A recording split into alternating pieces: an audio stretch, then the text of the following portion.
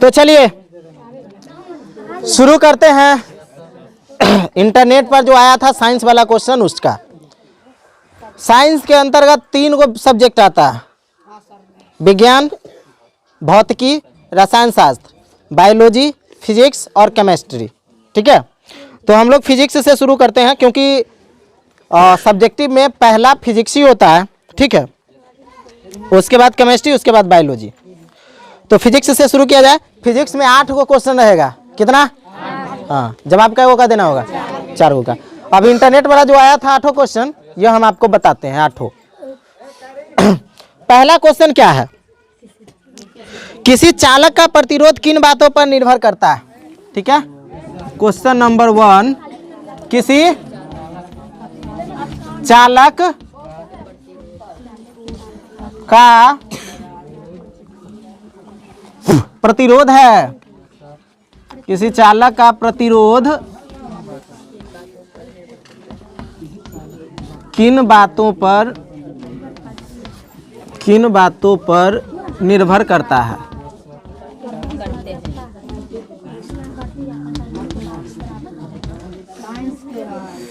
ठीक है, किसी चालक का प्रतिरोध किन बात पर निर्भर करता है? तो चालक के प्रतिरोध जो है ना, 2-3 बातों पर निर्भर करता है जो खास होता है। सबसे पहले तो तार की लंबाई कितनी है।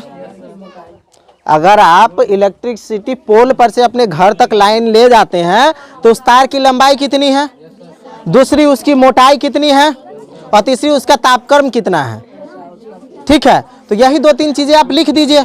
इन्हीं बातों पर जो है उनका प्रतिरोध निर्भर करता है। बात समझ गए? चालक के पदार्थ के ताप पर कहने का अर्थ है कि अब कोई, जैसे हम एलईडी बल्ब जलाते हैं 9 वाट 10 वाट का, तो उसमें प्रतिरोध अलग हो जाएगा। और उसी में 100 वाट का बल्ब लगा देंगे तो उसका प्रतिरोध अलग हो जाएगा। उसी पे हम हाइड्रोजन जला देंगे तो उसका प्रतिरोध अलग हो जाएगा। तो उसके ताप पर निर्भर करता है कि कौन सा वस्तु कितना इलेक्ट्रिसिटी सोखता है, उस पर भी उसका प्रतिरोध निर्भर करता है। ठीक है, अब कहने का अर्थ है कि आप छोटा सा कॉपर जो पतला वाला तार ले लीजिए, एल्युमिनियम का, कॉपर का नहीं एल्युमिनियम का, और उस पर आप जो है अपना 2000 वाट का जो है हीटर लगा दीजिए। क्या होगा? 1 मिनट में आपका पूरा तार जल जाएगा, क्योंकि हीटर का प्रतिरोध ज़्यादा है, उसको ज़्यादा चाहिए, लेकिन वो तार उसको कम दे रहा है तो उसको जलाइए देगा। तो ऐसा होता है। तो उसका प्रतिरोध निर्भर करता है तार के मोटाई पर, तार के लंबाई पर, और विद्युत द्वारा जो चलाया जाता है उस वस्तु के तापक्रम पर। ठीक है, समझ रहे हैं बात को? कहाँ ध्यान है आपका जी? समझ रही हो? ओके, ईयरफोन हटा लो कान में से। अरे मस्त है, पता है, आराम से ईयरफोन लगा के गाना सुन लो, ये मोफलर बांध लो, कौन सा सर को पता चलने वाला है। खाली सर का शक्ल देखते रहना। जी सुन रहे हैं? सर जी उतना बेवकूफ थोड़ी है, सर जी महा बेवकूफ है, पता नहीं चलेगा सर जी को। तू क्या टेंशन ले रहा है? तू लगा के तो देख एक बार।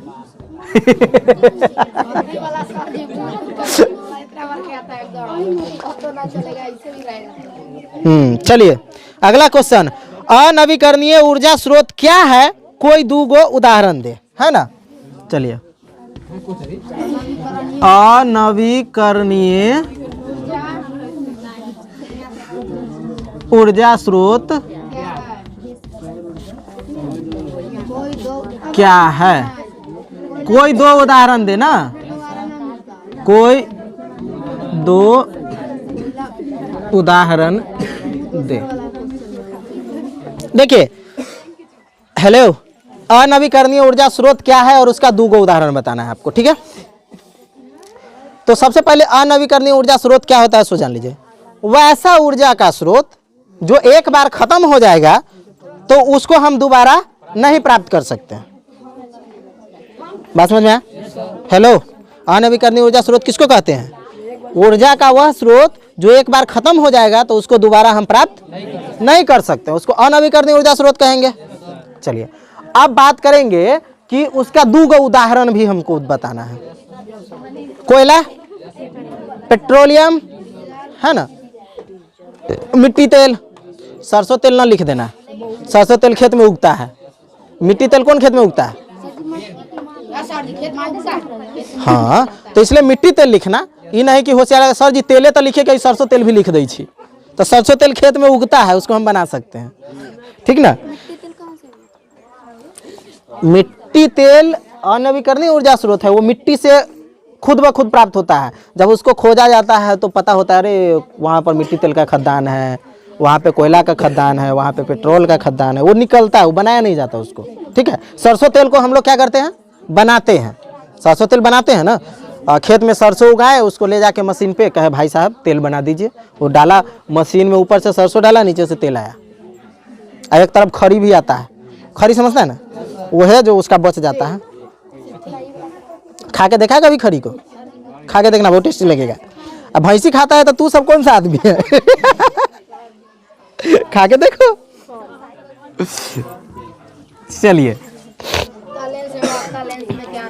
उत्तल लेंस और अवतल लेंस में अंतर स्पष्ट करें, ठीक है।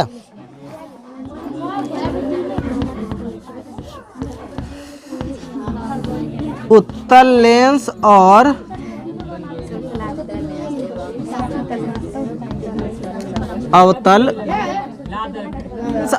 अवतल लेंस में अंतर स्पष्ट करें।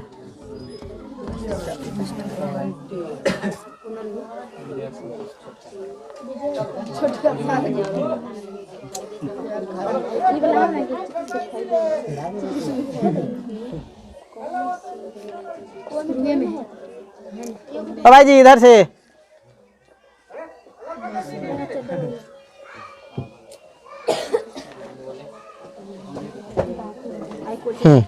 चलिए ठीक है। उत्तल लेंस और अवतल लेंस में अंतर स्पष्ट करना है। तो चलिए उत्तल लेंस देखिए। उत्तल लेंस क्या होता है ना, जब उत्तल लेंस मान लो एक शीशा में उत्तल लेंस है, छोटा सा गोलाकार शीशा है, चलो हम देखते हैं। तो उत्तल लेंस में क्या होता है कि बीच का भाग, हाँ, उत्तल लेंस जो होता है ना, इसके बीच में का भाग मोटा होता है। इस शीशा के जो बीच का भाग होगा ना, यह मोटा होगा। पहला चीज समझिए, उत्तल लेंस में बीच का भाग क्या होगा, मोटा होगा। तो अवतल लेंस में क्या होगा आप बताइए, पतला होगा, स्वाभाविक है, उसका उल्टा। उत्तल लेंस में मोटा और अवतल लेंस में पतला, पहला अंतर। दूसरा अंतर, उत्तल लेंस का जो प्रतिबिंब होता है ना, वास्तविक होता है, और अवतल लेंस का जो होता है काल्पनिक होता है, ठीक है। उत्तल लेंस किसी भी प्रकाश को अभिसारित करता है और अवतल लेंस उसको अपसारित करता है। बात समझ गया। चलिए अगला क्वेश्चन क्या है, सरल सूक्ष्मदर्शी क्या है, इसका एक किरण आरेख खींचे। सरल सूक्ष्मदर्शी क्या है और इसका एक किरण आरेख खींच के बताना है ना।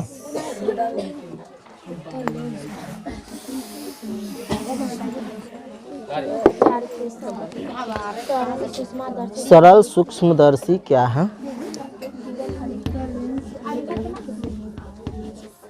सरल सूक्ष्मदर्शी क्या है और इसका किरण आरेख खींचे। सूक्ष्मदर्शी क्या है, ठीक है। सरल सूक्ष्मदर्शी हम उसको कहते हैं जिसकी सहायता से, देखिए सरल सूक्ष्मदर्शी एक यंत्र है, एक ऐसा यंत्र जिसकी सहायता से किसी वस्तु को आप सीधा देख सकते हैं, बड़ा देख सकते हैं, है ना, और वास्तविक देख सकते हैं, काल्पनिक नहीं, वास्तविक देख सकते हैं। तीन चीजों का याद रखिएगा। किसी भी वस्तु को, देखिए चार का आंसर, आप सीधा देख सकते हैं, बड़ा देख सकते हैं और आभासी भी, वास्तविक नहीं होगा, आभासी होगा, आभासी देख सकते हैं। ये तीन चीजें देख सकते हैं, उसको सरल सूक्ष्मदर्शी कहते हैं। कोई ऐसा यंत्र जिससे आप किसी वस्तु पर फोकस करेंगे तो वह आपको सीधा दिखेगा, बड़ा दिखेगा और आभासी दिखेगा, ठीक है। अब कह रहा है इसका एगो जो है किरण आरेख भी खींचना है, ठीक है। चलिए किरण आरेख खींच के बताते हैं। यहाँ पे आप सूक्ष्मदर्शी यंत्र को रख दीजिए और यहाँ पे 2 गो दूरी ले लीजिए। ये फोकस 1, थोड़ा इसको हटा के लिखना पड़ेगा, फोकस दूरी 1 और फोकस दूरी 2, ठीक है। अब यहाँ पर हम एक वस्तु रखते हैं ए और बी, ठीक है। ए और बी जो हमारा यह वस्तु है यह वास्तविक है, ठीक है, और सीधा भी। तो इसके लिए आपको यहाँ पर लिखना होगा ए बी वास्तविक और सीधा है, ठीक है। अब इसी पर जब फोकस दूरी जब इसका डिफरेंट होगा तो ये वस्तु थोड़ा पीछे घसकेगा, अब पीछे घसकेगा तो यह इससे बड़ा हो जाएगा। वास्तविक साइज से जब वस्तु पीछे आएगा तो बड़ा हो जाएगा। तो इसको हम डिकोड कर देंगे ए डैश से और बी डैश से, यानी कि ए बी का ही प्रतिरूप है ये भी, ठीक है। यानी कि ए बी ही वस्तु है लेकिन इसकी परछाई बना यहाँ पे जो ए डैश और बी डैश हो गया। जब यह रिफ्लेक्ट होगा तो यहाँ फोकस दूरी को छूते हुए यह फोकस 2 पे आके मिलेगा, ठीक है। तो ये वस्तु इसी का जो है आभासी होगा और उल्टा बनेगा। यही हो गया किरण आरेख, क्लियर। फिगर में कुछ नहीं, एक बार फिर से ध्यान से समझ लीजिए। ये जो है हमने यहाँ पे सरल सूक्ष्मदर्शी यंत्र रखा, ठीक है। इसको नाम भी लिख दीजिए, अगर आप लिख देंगे तो ज़्यादा बेटर रहेगा। सरल सूक्ष्मदर्शी, ठीक है। ये है इसका केंद्र बिंदु, ठीक है। अब यहाँ पे हमने एक कोई वस्तु रख दिया इतना लंबा, ठीक है, जिसका नाम हम ए और बी रख दिए, ठीक है। यह यहाँ से डिकोड होगा, जब इस पे प्रकाश पड़ेगी तो यह यहाँ पर केंद्र बिंदु पर मिलेगा। जो अगर यह वस्तु का फोकस दूरी यहाँ से यहाँ के रियल में मिलेगा तो यह इसका रियल साइज होगा, यानी कि जितना बड़ा वस्तु होगा उतना ही बड़ा हमको दिखाई देगा, उसमें किसी भी प्रकार का कोई बदलाव नहीं होगा, ठीक है। इसी वस्तु को थोड़ा हम उठा के थोड़ा दूर कर देते हैं तो यह वस्तु क्या हो जाएगा, साइज से बड़ा हो जाएगा, अपने साइज से थोड़ा बड़ा दिखने लगेगा। तो इसका नाम हम इसलिए ए डैश और बी डैश रख दिए क्योंकि इसी का प्रतिरूप ये है, ठीक है। तो फर्क ये होता है कि ये इससे बड़ा हो जाएगा और ये बड़ा होगा तो ये यहाँ पर फोकस दूरी को छूते हुए केंद्र बिंदु पर नहीं मिलता है, अपसरित हो जाता है, सीधे निकल जाता है उसको छूते हुए अगले बिंदु पर। और जहाँ पर मिलता है ना उसको फोकस दूरी 2 से इंडिकेट करेंगे, जिस बिंदु पर वह मिलेगा, ठीक है। समझ गया? तो इसको आप लोग अपना बना लीजिएगा।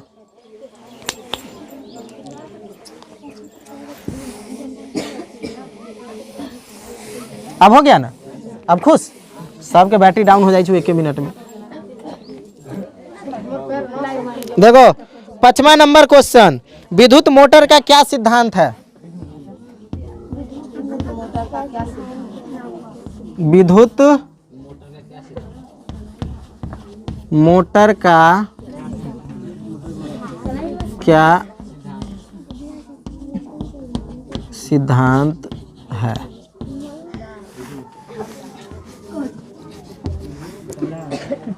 इसका सिद्धांत जो है ना विद्युत चुंबकीय प्रेरण सिद्धांत कहलाता है।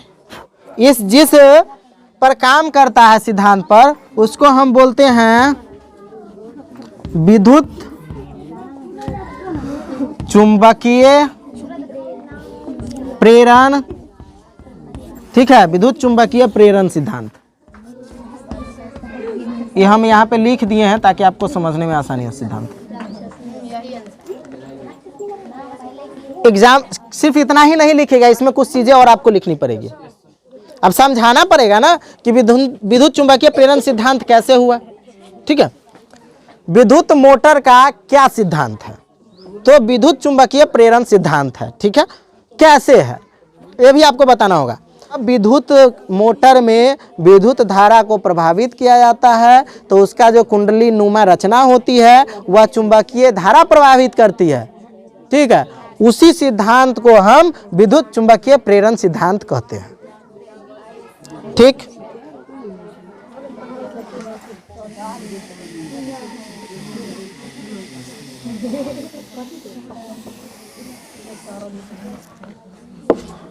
मीटर एवं वोल्ट मीटर का उपयोग बताना है, ठीक है।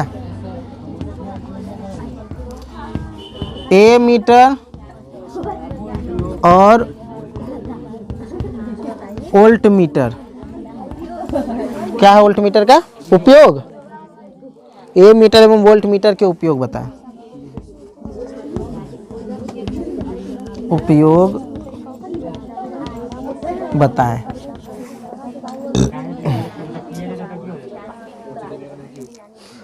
देखो, ए मीटर जो होता है ना, यह विद्युत धारा मापने के लिए इस्तेमाल किया जाता है। किसी तार में कितना इलेक्ट्रिसिटी प्रवाहित हो रहा है, इसको चेक करने के लिए ए मीटर का इस्तेमाल किया जाता है। अब जैसे कि आप पोल पर जो तार, अभी तो कवर वाला तार आ गया है, इससे पहले पूरा तार रहता था ऐसे ही खुला हुआ, ठीक ना। तो पोल पर तार देखते थे तो एक के रंग रहता था, लेकिन कहते थे अरे में 220 वोल्ट करंट है, उसमें 11,000 करंट है। कैसे पता चलता था? छू के। वो ए मीटर के द्वारा माप के पता कर लेता था कि अच्छा इसमें 11,000 करंट है, इसमें 220 से का है, 440 से का है, समझ गया ना। और वोल्ट मीटर का काम होता है उसके विभवांतर को मापना, ठीक है।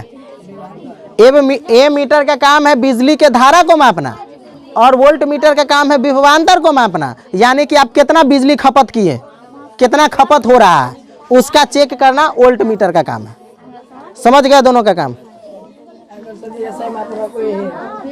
सबसे छोटी इकाई होती है ना, इसलिए।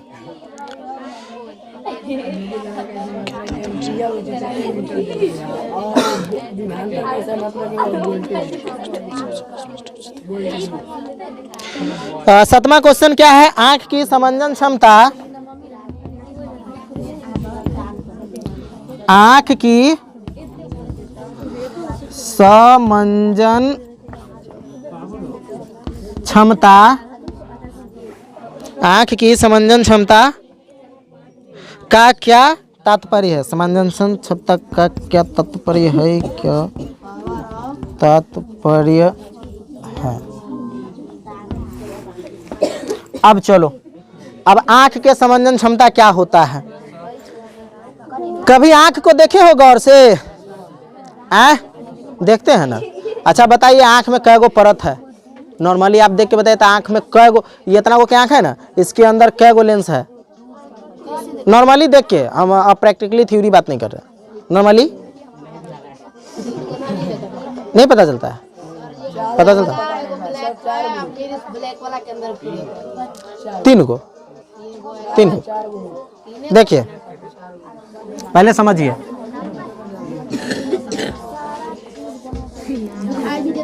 एक आंख है जिसमें पूरा तरफ उजला पट्टी लगल रहता है, बीच में एगो काला पट्टी होता है, और उसके अंदर भी एगो काला होता है, ठीक।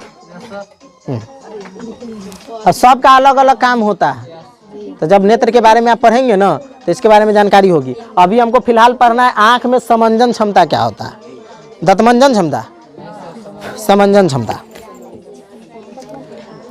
तो आंख जो है कोई भी चीज का टेस्ट पता करने में हमारा मदद करता है। कन्हाई बोलता है यस सर, वो सीधे यस सर बोल देता है, सुनता नहीं है सर क्या बोल रहे हैं, यस सर, तो फौजी बनेगा। फौजी सब होते हैं ना एकदम, उनको जो भी आदेश आ जाए, यस सर, गोली मार दो सामने वाले को, जी सर, वो काहे मार रहा है उसको नहीं पूछेंगे, बस सीधे धर धर, तो वही वो है, सीधे यस सर। आंख से हम टेस्ट पता करते हैं, क्या पता करते हैं? देखते हैं ना। अरे कल ना हम निरहुआ का कोई फिल्म देख रहे थे, फेसबुक पर थोड़ा सा कटा सीन दिया हुआ था, उसमें ना एगो जादूगर आता है जादू दिखाने तो एगो लड़का उसको कहता है, एगो और रहता है उसमें, वो कहता है कथी जादू तू देखा रहे, सब नखरा करता है, हम जो जादू देखा दे तोरा से ना होई। तो कहे अच्छा चलो तू देखाबा, कहे तब निरहुआ आता उधर से, तो कहता है वो ये क्या हो रहा है? तो कहे आज तक मुछ गई, मुछ कटावे के बाजी लगा लेता है दुडो। तो निरहुआ आता है तो जादूगर के कहता है हो तो जादू करवा रहा, ई जे काम आँख बंद करके कर दी तू आँख खोल के कर देबा? कहे हाँ अरे हम तो जादूगर है, तो हमारे बाया हाथ के कमाल बा। सोच ला, तब सोच लेनी। कहता है ठीक ओकरा कान में कुछ कहता है तो जाता है मिर्ची के पाउडर लेके आता है। ओकरा कहता है ये जानते हो कहा है? क्या मिर्ची पाउडर, ये आँख बंद करके डाली है और तोरा आँख खोल के डाले के बाद बेचारा के आधा बोझ काट के छोड़ देता है, वो जाता है मंत्री जी को कंप्लेन करने। हाँ, तो आंख के समंजन क्षमता पे इतना सारा बात हो गया। अब आंख की बात सुनिए। आंख का काम होता है किसी वस्तु को देखना, तो नजदीक के वस्तु को भी साफ साफ देखना और दूर के वस्तु को भी साफ साफ देखना समंजन क्षमता कहलाता है। एक लाइन का आंसर समझ गए। समंजन क्षमता क्या होता है?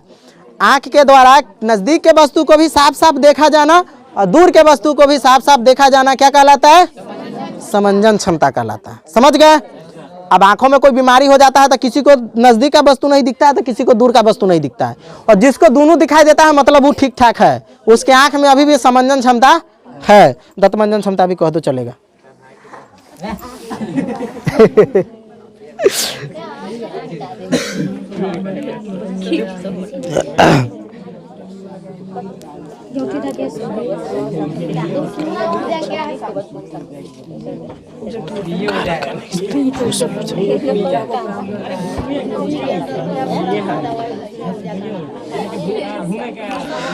आठवां क्वेश्चन है, भू उष्मीय ऊर्जा क्या है? भू उष्मीय ऊर्जा क्या है?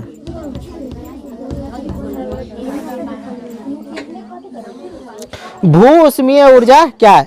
तो पृथ्वी के अंदर गहराई में खाली पानी नहीं है बउआ जी, ऊर्जा भी है, गर्मी भी है, लावा भी है, बहुत सारी चीजें हैं जो पृथ्वी के अंदर दफन है। तो भू उष्मीय ऊर्जा हम उसे कहते हैं जो पृथ्वी के अंदर गहराई में जो उष्मा पाया जाता है उसको भू उष्मीय ऊर्जा कहते हैं। पृथ्वी के अंदर जो ऊर्जा पाया जाता है ना उष्मीय ऊर्जा, उसको भू उष्मीय ऊर्जा कहते हैं। ठीक है। तो कुल मिला के बात यह है कि भौतिकी हो गया खत्म। ठीक, चलिए आए।